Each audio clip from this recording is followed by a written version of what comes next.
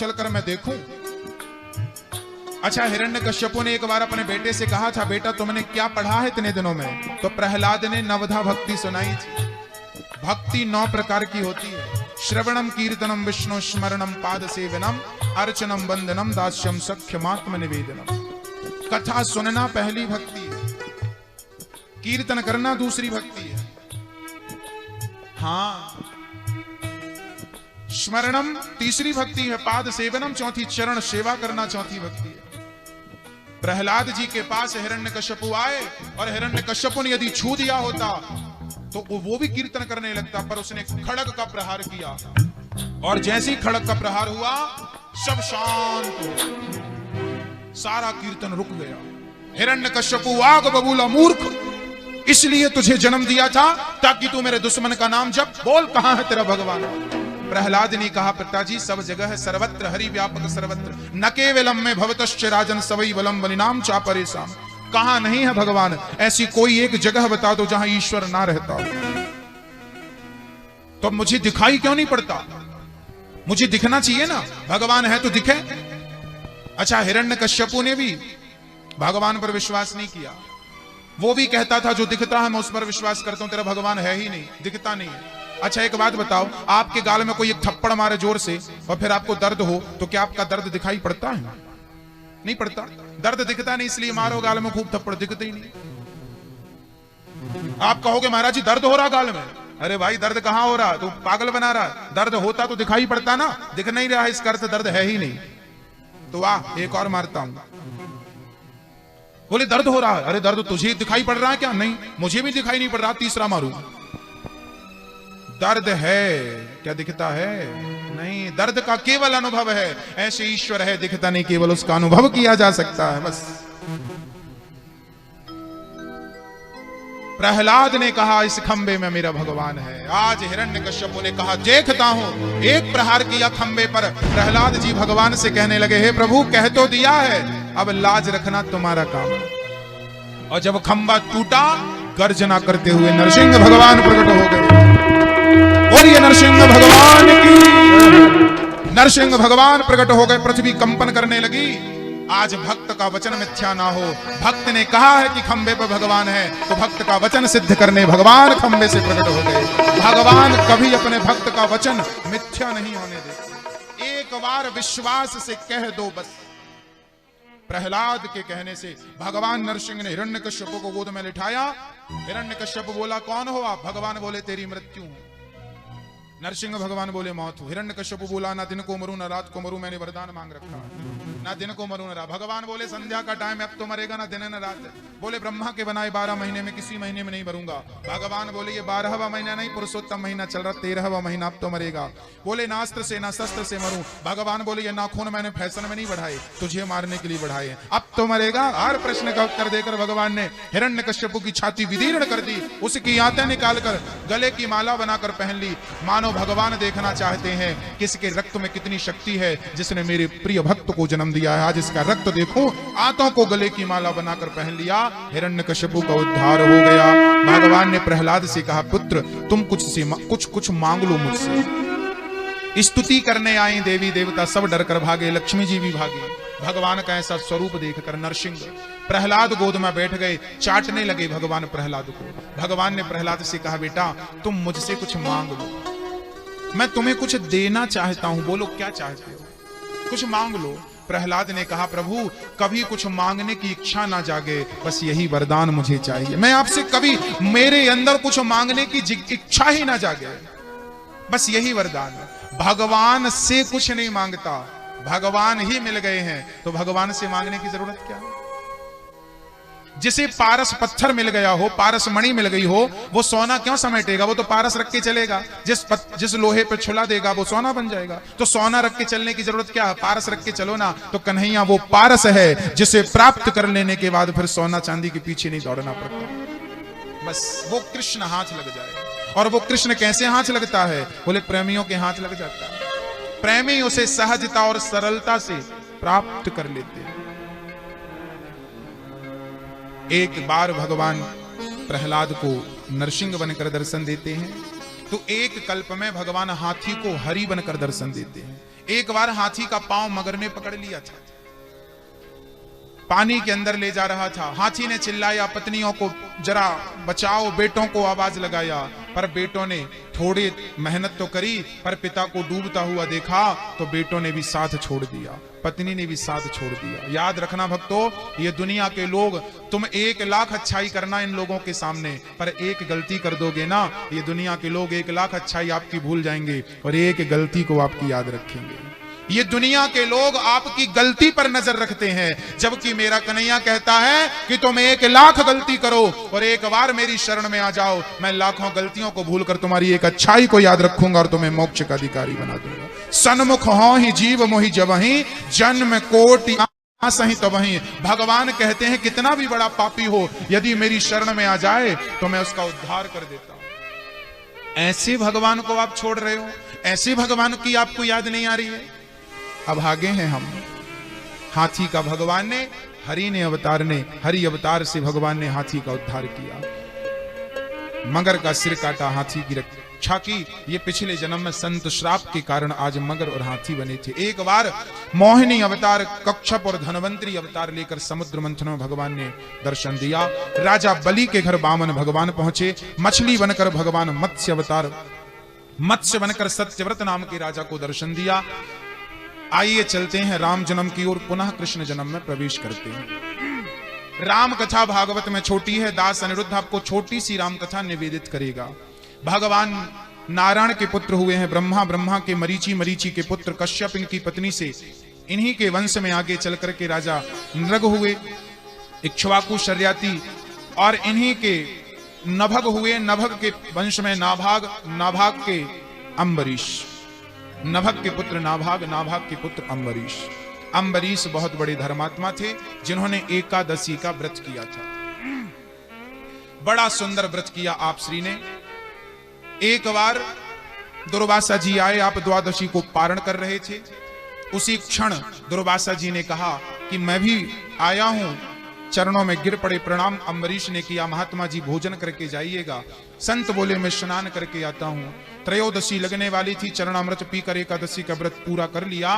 तो दुर्वासा जी को गुस्सा आ गई, अच्छा मेरी आज्ञा के बिना तुमने व्रत तोड़ दिया, मुझे खिलाए बिना खा लिया। बाल पकड़ के जमीन पर फेंका, एक राक्षसी पैदा हुई और वो भक्त को मारने बढ़ी, अम्बरीश को मारने। संत का क्रोध आज भक्त पर जब बढ़ता है तो भगवान ने कहा कि भक्त पर यदि कोई क्रोध, संत ही क्यों ना हो, यदि उसका क्रोध मेरे भक्त की ओर बढ़ेगा तो मेरे सुदर्शन से मैं उस क्रोध को नष्ट कर दूंगा। आज संत के क्रोध को नष्ट कर दिया। और क्रोध नहीं, अहंकारी संत। बात बात में दुर्वासा जी गुस्सा हो रहे थे, सुदर्शन पीछे पड़ गया, बचाओ ना शिव जी। शंकर जी बोले हम नहीं बचाएंगे, बचाओ ब्रह्मा जी। आखिरी में भगवान नारायण के पास पहुंच गए दुर्वासा जी, प्रभु आपका सुदर्शन, आप ही रक्षा करो। भगवान बोले आपने मेरा कुछ बिगाड़ा होता तो मैं आपको क्षमा कर देता, पर आपने मेरे भक्त का बिगाड़ा है और मैं भक्तों का गुलाम हूं, मेरे भक्त के अधीन हूं। अहम भक्त पराधीन यस्वतंत्रिवद्वज। बताइए इस संसार में सबसे बड़ा कौन है? कौन है सबसे बड़ा? कौन? भगवान। पृथ्वी को अहंकार हो गया, मैं सबसे बड़ी, मैंने सबका भार ले रखा है। पृथ्वी बोली मैं बड़ी, तो शेष भगवान बोले तू बड़ी तो मेरे सिर पे क्यों पड़ी, मैंने तुझे सिर पे बिठा रखा। शेष भगवान बोले मैं सबसे बड़ा, तो शंकर जी बोले तू बड़ा तो मेरे गले पे क्यों पड़ा, मैं बड़ा। तो कैलाश पर्वत बोला शंकर जी आप बड़े तो मुझ पर क्यों खड़े, मैंने आपको थाम रखा, मैं सबसे बड़ा। कैलाश पर्वत बड़ा। तो रावण बोला कैलाश तू बड़ा तो फिर मेरे हाथों में कैसे पड़ा, मैंने तुझे उठा लिया, मैं सबसे बड़ा। रावण सबसे बड़ा। रावण बोला मैं बड़ा, तो बाली बोला तू बड़ा तो मेरी कांख में कैसे पड़ा, मैंने तुझे कांख पे दबाया। तो बाली बोला मैं सबसे बड़ा, तो बाली बोला मैं बड़ा, तो राम जी बोले तू बड़ा तो मेरे चरणों में क्यों पड़ा, तो फिर बड़ा कौन? राम जी बोले मैं बड़ा। तो फिर भक्त बोले प्रभु आप बड़े, यदि आप बड़े तो फिर भक्तों के पीछे क्यों पड़े। इसका अर्थ है कि भगवान भी भक्तों के पीछे, गोपियां भगवान को नचा रही हैं। कन्हैया मक्खन देंगी, जरा नाचो, एक हाथ सिर पे दूसरा कमर पे जरा लगाओ, झूमो। अब जगत का पालनहार जो जगत को नचा रहा हो वो गोपियों के सारों पर नाच रहा है। ताही अहीरी की छोहरियां छछियां भरी छाछ पे नाच नचावे जिन गोपियों ने कृष्ण को नचाया है। अब बताइए, भगवान यदि सबसे बड़े तो भक्त नचा रहा है और भगवान नाच रहा है। इसका अर्थ है कि भगवान से बड़ा भक्त है जो भगवान को भी नचाने की सामर्थ्यता रखता है। जो ईश्वर को सामने, रसखान जी खड़ाऊ लेकर, चरण पादुका लेकर वृंदावन गए और पुजारियों ने अंदर जाने नहीं दिया, रसखान बाहर दरवाजे पर खड़े रहे। क्या हुआ? भगवान बिहारी जी स्वयं, रसखान ने कहा प्रभु मैं अंदर नहीं आ सकता, तो क्या हुआ? आप तो बाहर आ सकते हैं। और खान साहब को अंदर नहीं जाना पड़ा। भक्त की भक्ति ने भगवान को मजबूर कर दिया और भगवान ने बाहर आकर उन चरण पादुओं को धारण किया था। आहा, देखिए भगवान भक्तों के आपके अधीन है, वो आपके अधीन। आप उसे अपना, आप कहती हो कि मैं अपने पुरुष को वश में कर लूं, सबको वश में कर लूं, दुनिया वश में हो ना हो, एक बात कहता हूं, मेरा कन्हैया वश में हो सकता है, उसे वश में कर लो, वो वश में हो जाएगा। इन्हीं के वंश में आगे चल करके राजा खटवांग हुए। खटवांग के पुत्र दीर्घबाहु, दीर्घबाहु के पुत्र रघु, रघु के पुत्र अज, अज के पुत्र दशरथ जी हुए। दशरथ जी का बुढ़ापा था, कोई संतान नहीं थी, 3 रानियां थी, संतान नहीं, अयोध्या के राजा थे। गुरु वशिष्ठ जी ने यज्ञ कराया, खीर खाई, तीनों रानियां गर्भवती भईं। और चैत्र का महीना, सुंदर सा शुक्ल पक्ष, नवमी तिथि आई और दिन के ठीक 12 बजे खीर खाने से तीनों रानियां गर्भवती भईं। भागवत में राम कथा छोटी सी, इसलिए मैं छोटी सी सुनाऊंगा। राम जी का कौशल्या माँ के गर्भ से जन्म हुआ, लक्ष्मण जी का सुमित्रा और शत्रुघ्न जी का सुमित्रा माँ के गर्भ से जन्म हुआ, और श्री कैकेयी माँ के गर्भ से श्री भरत जैसे परम भक्त का जन्म हुआ।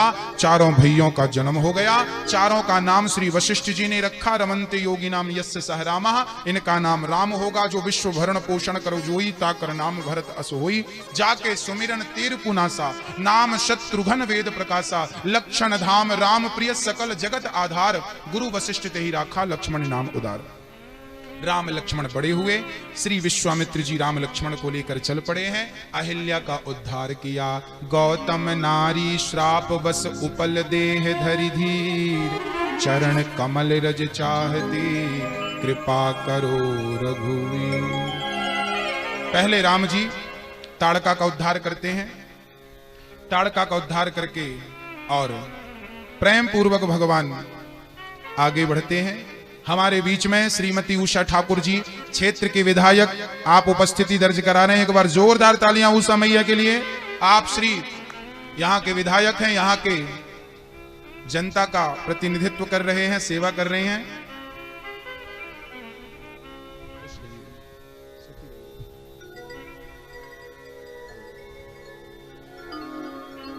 बिराजिए, बैठिए। आपने अनमोल समय निकाला।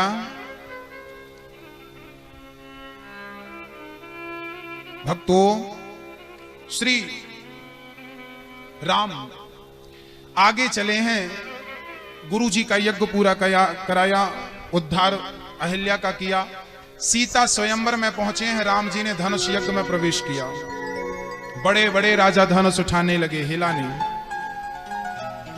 हां, यह धनुष हिला नहीं, बड़े बड़े राजाओं ने धनुष उठाना चाहा। वार कितने होते हैं मैया जी? वार कितने होते हैं? 7 वार होते हैं। इन 7 वारों में सबसे बढ़िया वार कौन सा होता है? कौन सा वार? सबसे बढ़िया वार होता है ना सोमवार ना मंगल, सबसे बढ़िया वार परिवार। जिसका परिवार अच्छा है उसका सोमवार भी अच्छा, मंगलवार भी अच्छा, बुधवार भी अच्छा। जिसका परिवार ही अच्छा नहीं उसका सोमवार क्या मंगलवार। बोलिए बांके बिहारी लाल की। भगवान ने धनुष को भंग किया, डोरी चढ़ाई, टूट गया। सीता जी आई और आज माला पहनाया। माला पहना रही हैं सीता जी। चारों दुल्हा में बड़का कमाल सखिया। दोनों हाथ उठा के किया गया। अरे अच्छा, मंथराओं के कारण ही घर टूटते हैं, कृपया मंथराओं से सावधान रहें। आपके गली मोहल्ले में जितनी मंथराएं हैं सबको आप बाहर ही रखें। इन मंथराओं से कैकई जैसों की बुद्धि भ्रष्ट हो जाती है। और राम जी वनवास गए, तमसा नदी पर प्रथम रात्रि श्रृंगवीरपुर पहुंचे हैं। आगे राम जी ने केवट से नाव मांगी है, केवट ने नाव लाकर पार लगाया है। केवट को सीता जी ने अंगूठी दी, राम जी ने उतराई। केवट बोला, प्रभु आप मेरे घाट आए हैं तो मैंने आपको पार लगाया, जब मैं मरकर आपके घाट आऊं तो भवसागर से पार लगा देना, यही मेरी उतराई होगी। भरत जी खड़ाऊ लेकर वापस आए हैं मिलकर के। भाई का भाई के प्रति प्रेम कैसा हो, रामचरितमानस जरूर पढ़ाइए अपने बच्चों को। आज बच्चे आपके संस्कृति और संस्कार से दूर हो रहे हैं।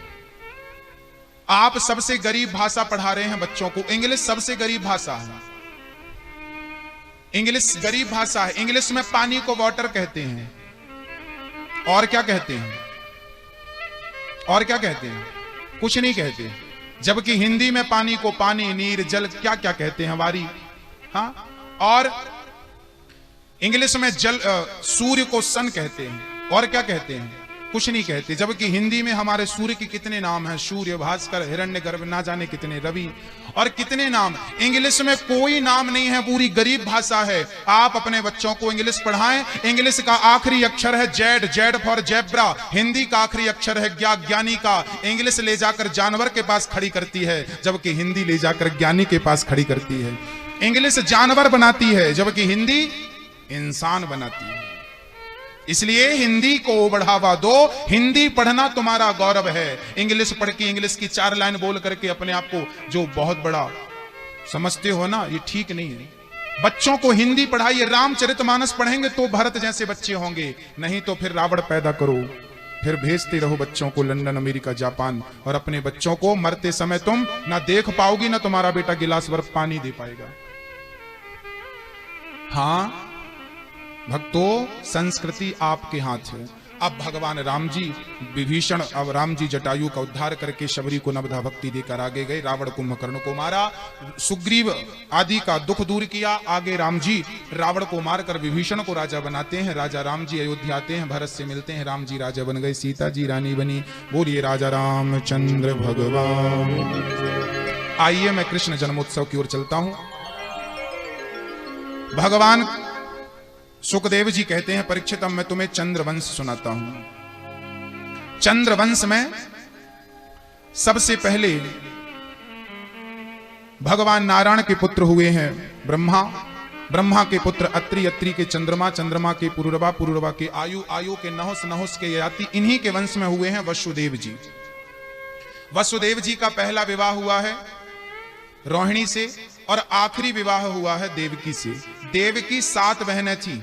इन 7 बहनों से वसुदेव जी ने विवाह किया, इनके पिता की मर्जी से। देवकी के पिता का नाम है देवक राजा। अच्छा, कंस की चचेरी बहन है देवकी। कंस बड़ा पापी राजा था। आज अपनी बहन का विवाह कर रहा है वसुदेव जी से, और विदाई करने जा रहा है कि मैं अपनी बहन को विदा करूंगा। विदाई करने गया। अच्छा, ये कंस बड़ा पापी था, बड़ा अत्याचारी था। पवन रेखा का बेटा है ये, उग्रसेन का पुत्र है ये। आज जब विदा करने गया तो आकाशवाणी हो गई, पापी कंस, तू जिस बहन को विदा कर रहा है उसका 8वां गर्भ तेरा काल है। आज आकाशवाणी सुनकर कंस ने देवकी वसुदेव को मारना, देवकी को मारना चाहा। वसुदेव जी ने हाथ पकड़ा, बहन को मारेगा, पाप लगेगा। तब जेल में बंद कर दिया। और जेल में जब बंद किया, देवकी का पहला बेटा हुआ कंस ने पत्थर पर पटक कर मार दिया। देवकी गिड़गिड़ाती, रोती, बिलखती रही। दूसरे, तीसरे, चौथे, 5वें, 6ठे बच्चे को मार दिया। 7वें गर्भ में लक्ष्मण जी बलराम के रूप में आए, भगवान देवकी के गर्भ से निकाल करके। डॉक्टर आज इस स्त्री का गर्भ उस स्त्री के गर्भ में डाल देते हैं। डॉक्टर जो आज कर पाते हैं वो हमारे देश में पहले टेक्नोलॉजी आ गई थी। मेडिकल साइंस तब भी इतने आगे था भगवान के जमाने में कि भगवान ने देवकी का गर्भ रोहिणी के गर्भ में स्थापित कर दिया, और रोहिणी मां बन गई। बोलिए बलदाऊ भैया की। 8वें गर्भ में भगवान आ रहे हैं। पृथ्वी चली गई, ब्राह्मण चले गए, संत चले गए, गाय चली गई। प्रभु आइए, पापी कंस का पाप बढ़ गया है, अत्याचार बढ़ गया है, आइए, नहीं तो पृथ्वी रसातल में चली जाएगी। तब भगवान कहते हैं, भर गया है पाप घट पापी के अत्याचार से। इस पापी का विनाश होगा मेरे कृष्ण अवतार से। और भगवान कहते हैं मैं आऊंगा। भादों का महीना चालू हो गया, कृष्ण पक्ष की पहली तिथि गुजर गई, दूसरी, तीसरी, चौथी, अष्टमी आ गई रात के 12 बजे। और जैसे ही 12 बजे भगवान देवकी के गर्भगृह में शंख चक्र गदा पद्म लेकर प्रकट हो गए। देवकी कहने लगी प्रभु आप आए। वसुदेव जी और देवकी जी भगवान की मैया बैठी रहो। देवकी वसुदेव स्तुति करने लगे भगवान की। सत्य व्रतम सत्य परम त्रिसत्यम सत्यस्य योनिम निहितम च सत्य सत्यस्य सत्यमेत सत्यस्य सत्यमृत सत्य नेत्रम सत्यात्मिकम त्वाम शरणम प्रपन्नाः। आज भगवान की स्तुति करने लगे। भगवान बोले पिताजी मैं यहां नहीं रहूंगा, जल्दी से मुझे गोकुल छोड़कर आओ। वसुदेव जी बोले मैं जेल में हूं, कैसे छोड़कर आऊं? बोले ताले खुल जाएंगे। देवकी वसुदेव कहने लगे कैसे ले जाऊं? भगवान बोले मुझे धारण करो, मैं आपको लेकर चलूंगा। भगवान को लेकर चले और उसी क्षण जेल के ताले खुलने लगे और भगवान को लेकर वसुदेव जी पहुंचे हैं। जल बढ़ने लगा, रिमझिम बारिश होने लगी। शेष भगवान छाता बन गए और बड़े प्रेम से भगवान देवकी के पास ले गए और यशोदा के पास रख के कृष्ण को योग माया को लेकर आए। और जैसे ही आए वसुदेव जी जेल के ताले बंद हो गए, पहरेदार जाग गए। कंस ने उस कन्या को उठाकर पटक दिया, हाथ से छूटकर वो आकाश में चली गई, अष्टभुजाधारी बन गई। मूर्ख कंस तू मुझे क्या मारेगा, तुझे मारने वाला प्रकट हो चुका है। और नवमी के दिन सारे ब्रजमंडल में कन्हैया